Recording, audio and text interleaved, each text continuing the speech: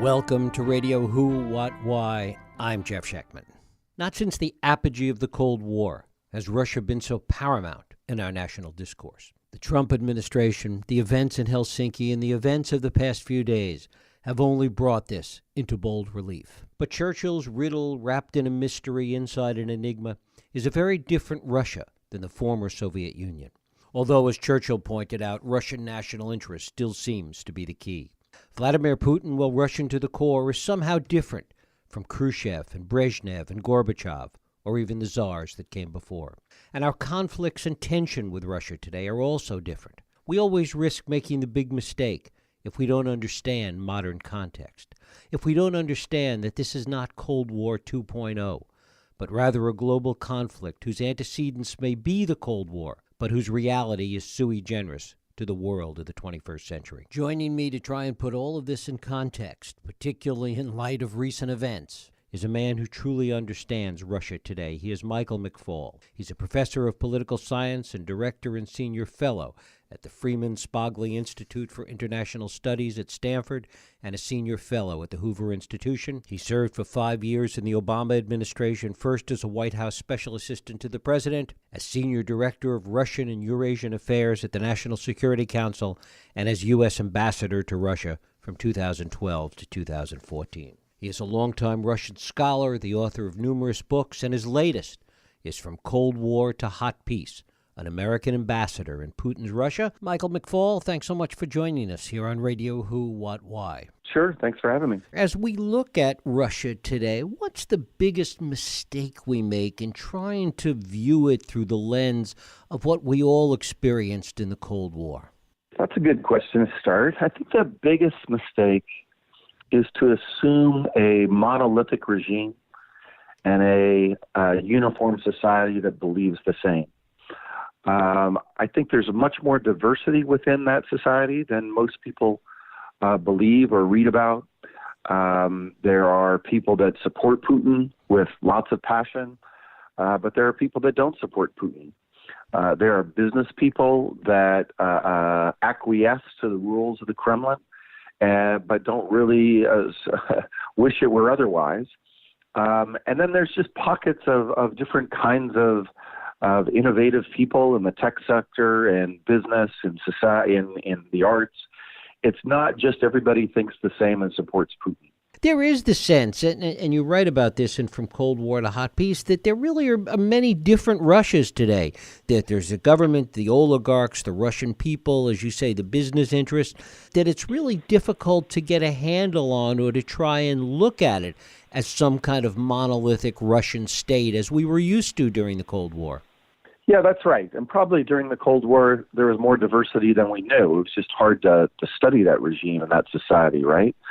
But today, just as you would never say in casual conversations, Americans believe X or America wants to do Y, because Americans have lots of different views on things, right?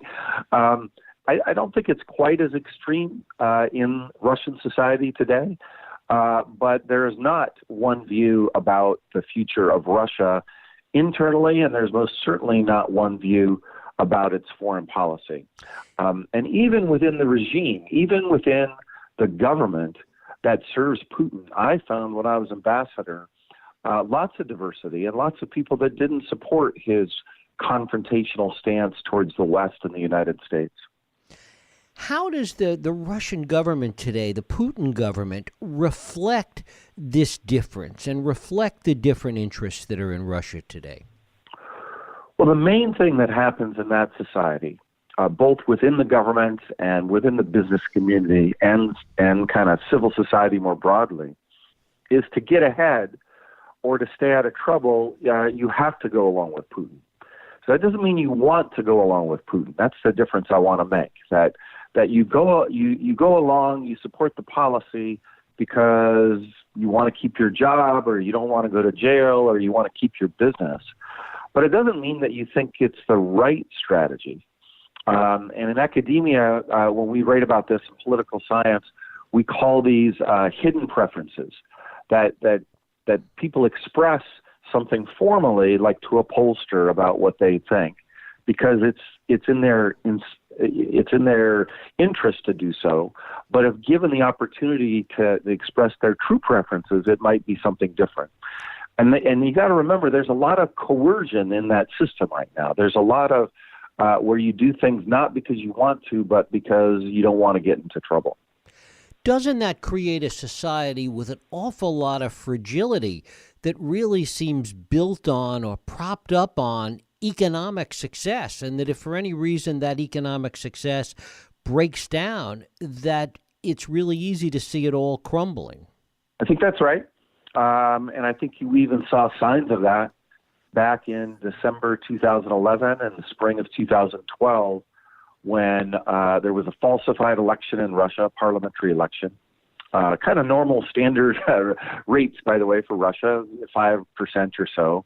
But that time, because of smartphones and Twitter and Facebook, it was captured, it was documented, spun around the internet, and you went from 50 people protesting on day one to within weeks, hundreds of thousands of people protesting.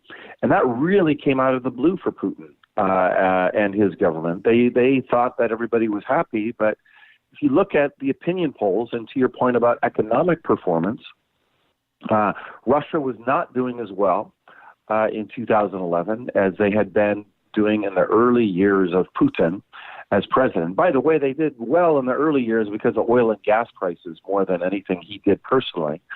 But if it happens on your watch, you get credit for it. Right. And as a result, people protested. And I think he then cracked down and he arrested people and made it more difficult to organize protests. But that's an illustration of maybe things under the surface are not as supportive of him as they might appear. The other factor we have to add to it, however, is one other one that gave him a bump in the polls and support, which was his intervention into Ukraine. So the annexation of Crimea and then the supporting of separatists in eastern Ukraine. That event is portrayed as a war that Russia is waging on behalf of ethnic Russians inside Ukraine against us. I think a lot of Americans might be surprised to hear that, but if you look at the news, that's the way it was portrayed. And in all countries, Russia is no exception. When you go to war, there is a rallying around the flag effect, but that's beginning to wear off. People are beginning to wonder, well, okay, that was a long time ago. Economic performance is really sagging. Some new numbers just came out yesterday from one of the major Western banks that analyzes it, and Russia is falling behind. And so I think over time that's going to create a problem for Putin. And how is this war different? How is the actions that Russia has taken in Crimea and the Ukraine, then how's it different from the proxy wars that Russia engaged in, that the Soviets engaged in during the Cold War? Yeah, that's a good question. So on the one hand, they look somewhat alike in that, we're doing battle, if you will, between the West and Russia and a third country. What's different here is annexation. So, I use the phrase hot peace to, like you said in the beginning, that was a great introduction, by the way, to echo that there are some things that are similar to the Cold War, but to also suggest that some things are different. And here, there's one really big difference in that there was annexation of territory. One of the achievements of the Cold War era, and the Helsinki Accords in particular in the 1970s, was that we thought we had gotten rid of annexation in Europe, right? That happened after World War II, but then when we signed up to the Helsinki Accords in 1975, the idea was no more border changes. We're gonna keep these borders as they are. This is something new. Annexation is something we thought we had outlawed after World War II, and now it's back. Very different from spheres of influence, which is the way we looked at it during the Cold War, I suppose. Yeah, well, there's an echo of it where, again, Putin is saying what happened in Ukraine, just to be clear to your listeners, there was President Yanukovych was there, who was very close to Putin. he declined to sign an association agreement with the European Union, and people went out to protest against him. And that led to violence, and eventually it led to the fall of President Yanukovych's president, and he fled and he went to Russia. We in the West, the United States, we were watching these events and trying to diffuse them. I was still in the government at the time. But when Yanukovych fell, Putin blamed us for that. He thought that that was us fomenting democratic regime change against one of his allies.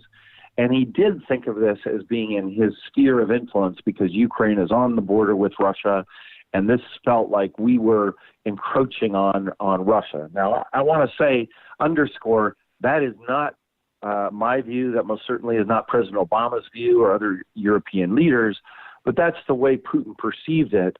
And that's why he struck back. That's why he went into Crimea to take that land there. And when it was easy to do, then he doubled down with his actions in eastern Ukraine. We talk so much domestically about the impact of globalization here in the U.S., the impact of modern 24/7 communications here. How have these things impacted Russia today? Yeah, it's a good question. There are some things that are similar and some that are different. So on the similarity side, you do have Russia entering into the world economy over the last 20 years, punctuated by joining the World Trade Organization back in 2012. That was an accomplishment of U.S.-Russian cooperation, by the way. There was this period from 2009 to 2012 where we actually were doing a lot of business with the Kremlin. That ended when Putin came back. But that has had the same pressures that you see around the world, including in our country, where some of their manufacturing can't compete.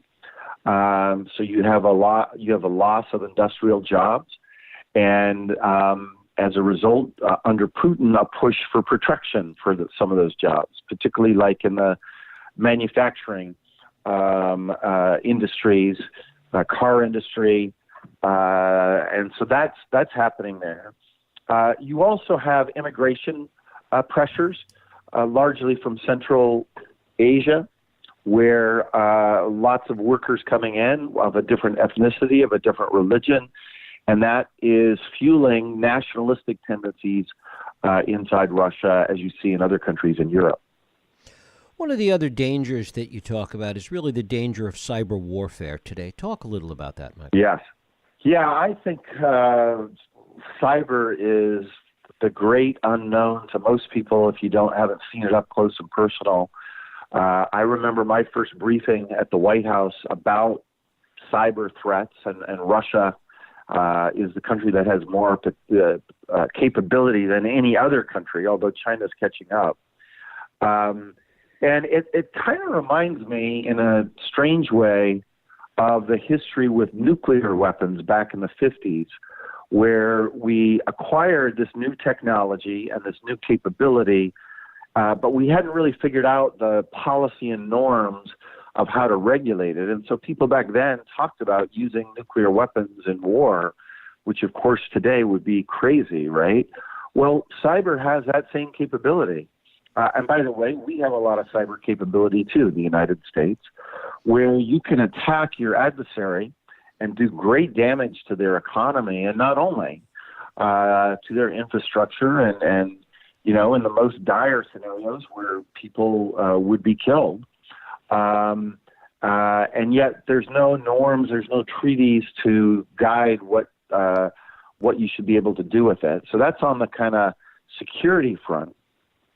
And then there's the other front, which we experienced directly in 2016, the disinformation front, where because it's so easy to move information around today, and it's not regulated, right? There's no stopping of information from Russia at American borders, at least not yet. There is in China, by the way, but there isn't in the United States. That means that they can easily participate in American politics, and including presidential politics, and they can lobby on behalf of a candidate, as they did in 2016, And when the Kremlin is tweeting hashtag crooked Hillary, that's pretty clear that they have a preference, right? And then it's going to get scarier. It's going to get a lot scarier because the technology is evolving in such a way that it's going to be difficult for us to determine what is real and what is fake. And I've seen the future with some of our companies where I'm going to be giving a speech and it's going to look like me and sound like me, but some computer programmer is going to be providing the words. And how do you deal with that? And how are we going to be able to determine in the future what is real and what is fake? And the Russians have invested intensely in that kind of technology. And the overlay to this is a point that you repeatedly make in From Cold War to Hot Peace, which is that Putin is no friend to the U.S. Yeah, he's not. And I do try to write about in the book the evolution of his thinking, because I do think there was an evolution. But today, he thinks of himself as back into a ideological struggle with the West. He thinks of himself as a conservative, orthodox thinker, but the last thinker in the world who supports those values, battling against, the decadent liberal ideas in the West. And, he's invested a lot of money to propagate those ideas with Russia Today and Sputnik and the bots and trolls that they hire. They give money to like-minded political organizations around the world, especially in Europe. They support non-governmental organizations that embrace their ideology. And so, he fundamentally wants to weaken the United States and weaken our allies. That's his objective. And it's a long-term fight that I think he'll be waging for years to come. Like the Cold War, it doesn't mean that it's all confrontation. And in certain areas, I think he will be willing to cooperate with the United States. And, on arms control, for instance, just as we did during the Cold War, I think we would be well served to return to negotiating controls on nuclear weapons. The last treaty we did, I was part of the government that did it. It's called the New START Treaty. It was signed in 2010 and it expires in 2021. We need to replace that, and we should engage with Putin on that particular issue. But I think, generally speaking, we need to understand what his motives are and then develop a strategy to push back. Talk a little bit about the way in which Putin's ideology, very different than the struggle between communism and capitalism that shaped the Cold War, that the ideology you talk about with respect to Putin in some ways meshes with some of the internal political struggles in America today.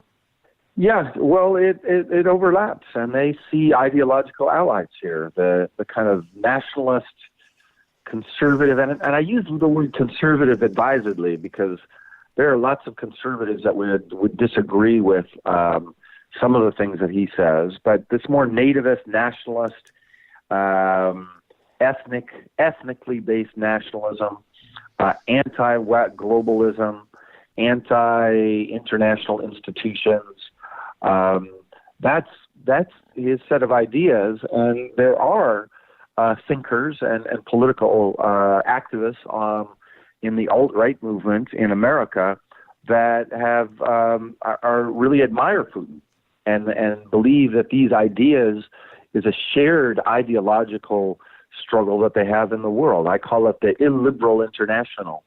And you've seen this for years, by the way. It's not just in this recent election where people of that persuasion here are oftentimes quoting some of the big ideologues that are close to Putin's. And so that is happening. It's happening in Europe as well. But you see strands of it in the United States. Guys like Steve Bannon, for instance, speaks admirably about this movement, and they see Putin as a kindred spirit in the way that they look at global issues and the way they look at the way they define nationalism within the United States. Michael McFaul. His book is From Cold War to Hot Peace, an American ambassador in Putin's Russia. Michael, I thank you so much for spending some time with us here on Radio Who, What, Why. Yeah, thank you. That was terrific. We covered a lot of stuff. I appreciate that. Thank you. And thank you for listening and for joining us here on Radio Who, What, Why. I hope you join us next week for another Radio Who, What, Why podcast. I'm Jeff Schechtman. If you like this podcast, please feel free to share and help others find it by rating and reviewing it on iTunes. You can also support this podcast and all the work we do by going to whowhatwhy.org/donate.